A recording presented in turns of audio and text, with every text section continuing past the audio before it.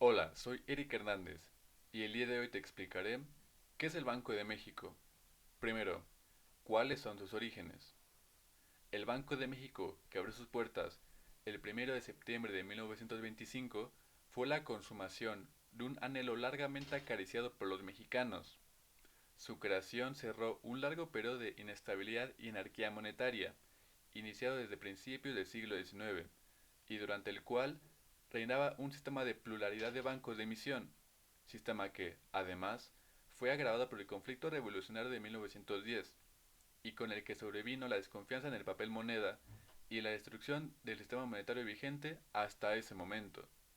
Con la destrucción del sistema bancario porfirista durante la revolución, la polémica ya no se centraba en la conveniencia del monopolio o la libre emisión de moneda, sino en las características que el banco único de emisión debería tener, y cuyo establecimiento se consagró en el artículo 28 de la Carta Magna promulgada en 1917.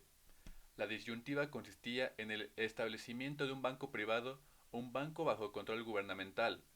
Los constituyentes reunidos en Querétaro optaron por la segunda fórmula, aunque la Constitución solo estableció que la emisión de moneda se encargaría exclusivamente a un banco que estaría bajo el control del gobierno.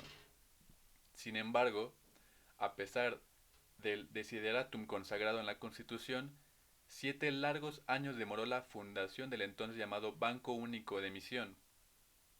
En ese lapso, se emprendieron varias tentativas para llevar a cabo el proyecto, que fracasaron por la inflexible penuria del erario. Reiteradamente, la escasez de fondos públicos fue el obstáculo insuperable para poder integrar el capital de la institución. Mientras tanto, en el mundo se fue consolidando la tesis sobre la necesidad de que todos los países contasen con un banco central. Tal fue el mensaje de un comunicado emitido en 1920 por la entonces influyente Sociedad de Naciones, durante la Conferencia Financiera Internacional celebrada en Bruselas. El establecimiento del Banco de México no se hace realidad hasta 1925, gracias a los esfuerzos presupuestarios y de organización del secretario de Hacienda Alberto Pani, y al apoyo por parte del presidente Plutarco Elías Calles. En su momento, alguien llegó a comentar, en tono de broma, que a la institución debería llamársele Banco Amaro, ya que los fondos para integrar el capital se pudieron reunir finalmente en virtud de las economías presupuestales logradas en el ejército por el entonces secretario de la Defensa Nacional, general Joaquín Amaro. Al recién creado instituto se le entregó en exclusiva la facultad de crear moneda, tanto mediante la acuñación de piezas metálicas como a través de la emisión de billetes. Como consecuencia de lo anterior, se le encargó regular la circulación monetaria, las tasas de interés y el tipo de cambio. Asimismo, se convirtió al nuevo órgano en agente y asesor financiero y banquero del gobierno federal, aunque se dejó en libertad a los bancos comerciales para asociarse o no con el Banco Central. La primera gran reforma del Banco de México ocurre hacia 1931 y 1932. En julio del primer año se promulga una controvertida ley monetaria por la cual se desmonetiza el oro en el país. En cuanto al Banco de México, dicha ley confirió ciertas características de moneda a sus billetes, aun cuando se conservó la libre aceptación de los mismos. Sin embargo, 8 meses después sobrevienen otras reformas de mayor trascendencia, la de la ley mencionada ley monetaria y la promulgación de una nueva ley orgánica para el Banco de México. Con esta última reforma se le retiraron al banco las facultades para operar como banco comercial. Se hizo obligatoria la asociación de los bancos con el Instituto Central y se flexibilizaron las reglas para la emisión de billetes. Así, una vez expedida la nueva ley, al tiempo que se iniciaba un periodo de libre flotación para que el tipo de cambio alcanzara su nivel de equilibrio, se le autorizó al banco comprar oro a precios de mercado. Con ello, no solo se dio lugar al aumento de la reserva monetaria, sino que se consolidó uno de los principales canales para la emisión de billete. Dicha fórmula, así como la recuperación de la economía después de la postración de 1929 y 1930, fue lo que arraigó en definitiva al papel moneda como el principal instrumento de pago en el país.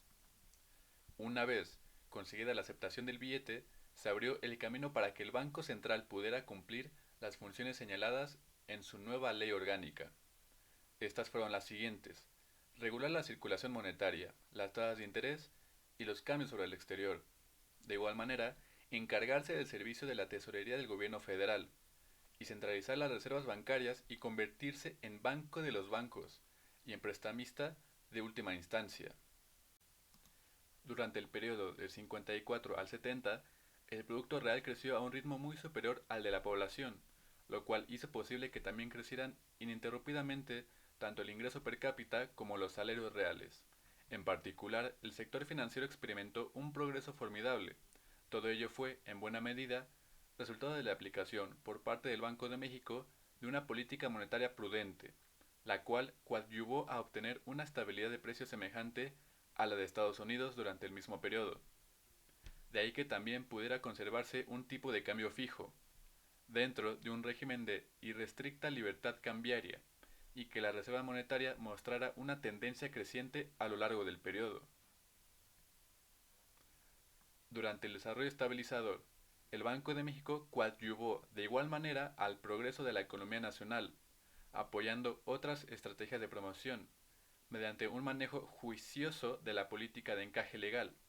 Con ello, no solo colaboró en proporcionar crédito no inflacionario a actividades prioritarias, sino también en compensar las fluctuaciones de la economía mundial que afectaron durante esos años a la balanza de pagos. En el 58, a fin de darle mayor fuerza a ese instrumento de regulación, se decidió incorporar a las sociedades financieras el régimen de encaje legal. Los años 70 y parte de los 80 fueron una época de dificultades para el Banco de México.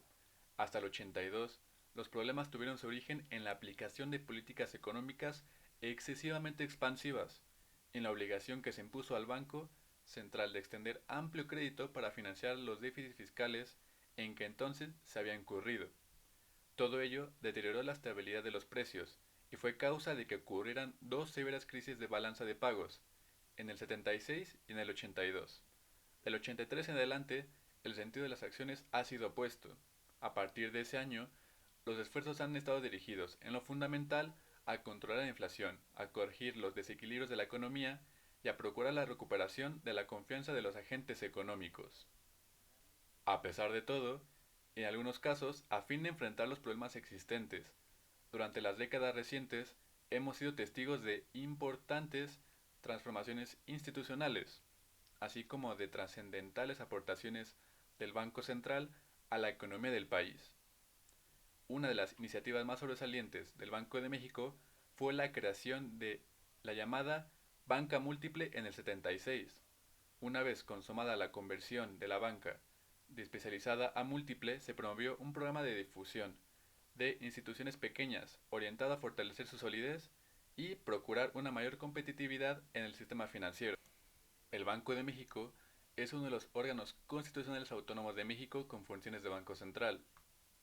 Es el encargado de proveer los mecanismos que garanticen la estabilidad en la política monetaria del país. Política monetaria aglutina todas aquellas acciones que disponen las autoridades monetarias, o sea, los bancos centrales, para ajustar el mercado de dinero.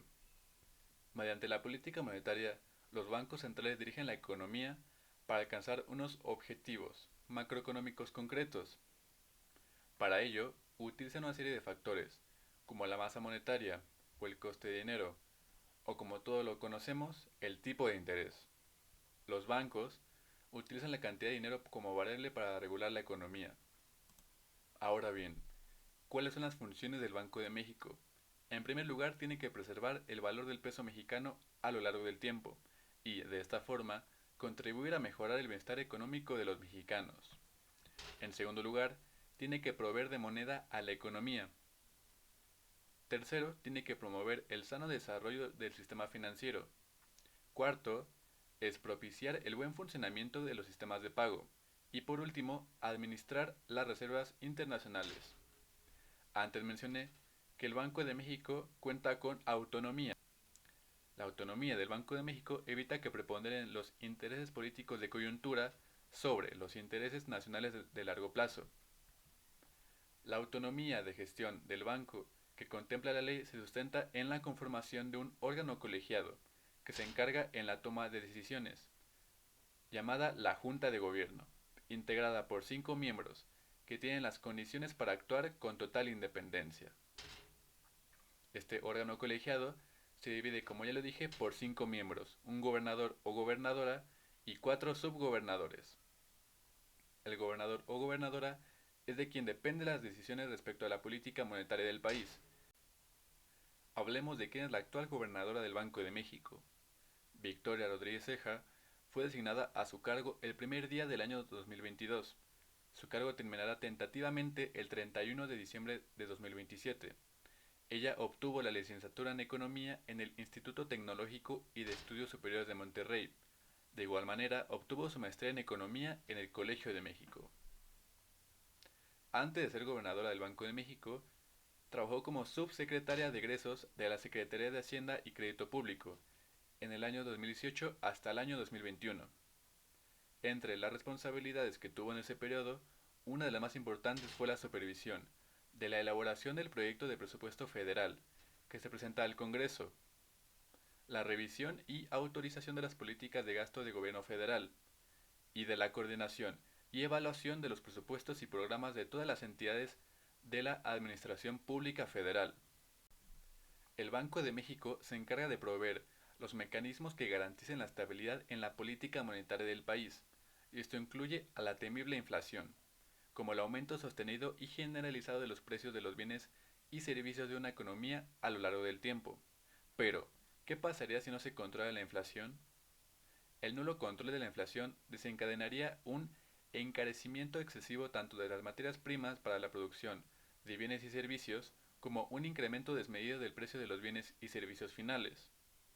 Por otro lado, ante la inestabilidad económica que habrá en el país, los inversionistas tratarían de proteger su capital, retirándolo del mercado, llevándonos a valores menores de las variables reales de la economía. Si pensamos en inflación, debemos pensar en la tasa de interés, y el Banco de México tiene incidencia sobre el mismo. El Banco de México se encarga de establecer una tasa de interés de referencia para asegurar su nivel, basándose en que todas las tasas en los mercados financieros fluctúan alrededor de esta. Dicha tasa de referencia se tiene que cobrar a los bancos por los recursos comprados. Las tasas de interés y la inflación tienen una relación directa. Si la inflación es muy alta, serán igual las tasas de interés. Con lo anterior definimos que las tasas de interés dependen de la inflación. Pero por otro lado, ¿qué tal va la gobernatura actual del Banco de México? Sin duda alguna, la actual gobernatura ha recibido fuertes críticas por la población mexicana, por razones que ya conocemos. Pero, ¿qué acciones concretas ha tomado para aliviar la tensión económica? Se sabe que el Banco de México ha tomado acciones respecto a un ciclo alcista desde junio de 2021, que según el director del Departamento del Hemisferio Occidental en el Fondo Monetario Internacional, Ilan Goldfang, está mostrando resultados. De esta manera, los aumentos en la tasa ayudan a fortalecer la credibilidad del Banco Central, imposibilitando el incremento de los efectos de la inflación. En conferencia de prensa, donde se presentó el panorama que tiene el Fondo Monetario Internacional para América Latina y el Caribe, precisó que cuando los bancos centrales elevan la tasa de interés, inmediatamente fortalecen su credibilidad, apoyan su moneda y reducen el pass-through a los precios. El pass-through es el traslado de la depreciación cambiaria al precio de los productos importados, lo que puede generar una fuente adicional de presión sobre la inflación. Ahora, esto ha servido. Si en base teórica nos referimos, en principio comenzaría la corrección de los problemas actuales. Lo anterior se argumenta de la siguiente manera. Una mayor tasa de interés reduce la demanda agregada, desincentivando la inversión y el consumo, aumentando el ahorro de las personas. De esta manera, se limita la cantidad de dinero disponible en la economía, con lo que el nivel de precios disminuye. De igual manera, lo contrario sucede cuando disminuyen las tasas de interés. Ahora las personas se ven incentivadas a invertir y consumir, ya que al tener el dinero en los bancos no es la mejor opción, por lo que la cantidad disponible en la economía se ve incrementada, lo que hace que el nivel de precios aumente. Para observar los resultados de la política económica que toma el Banco de México, se debe ser paciente y recordar y redimensionar las consecuencias que tuvo la última crisis económica causada por la pandemia de COVID-19 y que a los más de 2 años del inicio de la pandemia empezamos a recuperar los daños económicos sufridos.